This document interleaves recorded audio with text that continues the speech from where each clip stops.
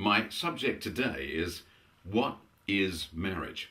Now that's a question I ask people as I travel around the world and speak about family and marriage and parenting, the issues that relate to how families function.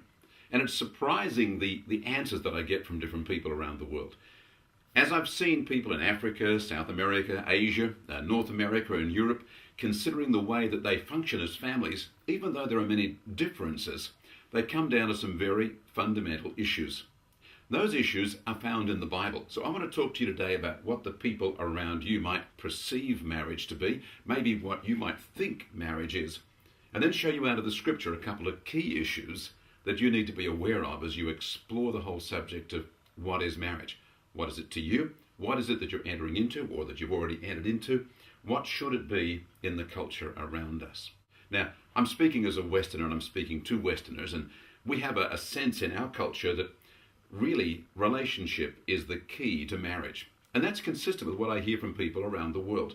If people are upset about their marriage, they're usually upset about the relationship. They're upset about the way they feel or the way they're getting on with their spouse, husband or wife. And as people anticipate entering into a marriage, they're wanting to see someone with whom they can enter into a happy and positive relationship.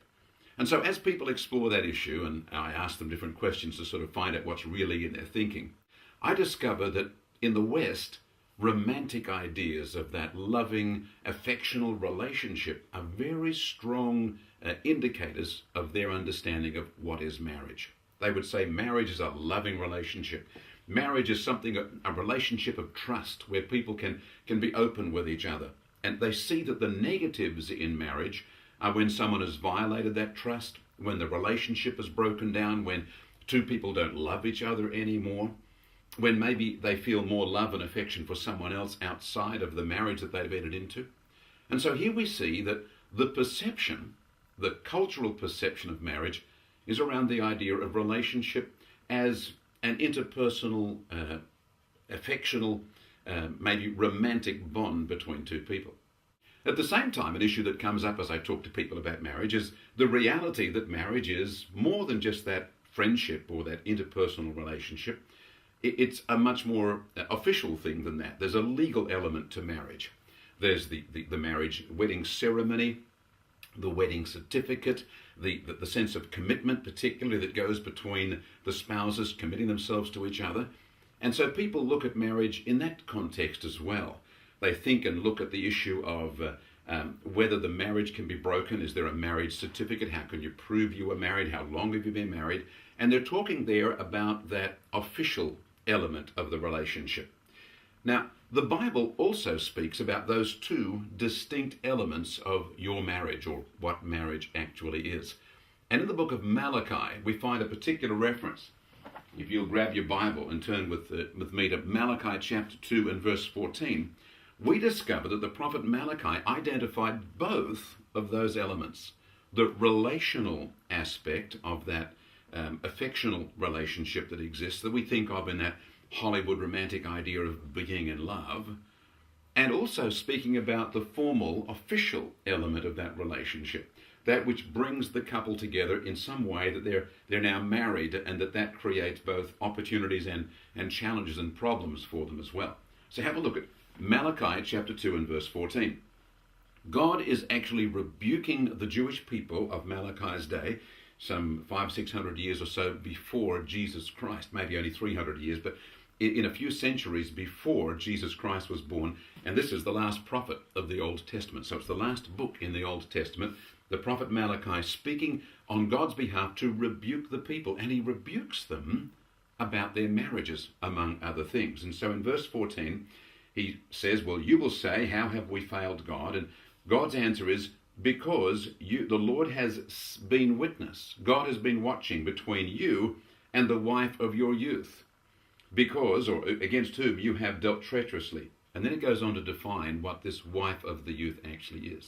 It says, yet she is your companion and the wife of your covenant. So let me pick up those two words, companion and covenant.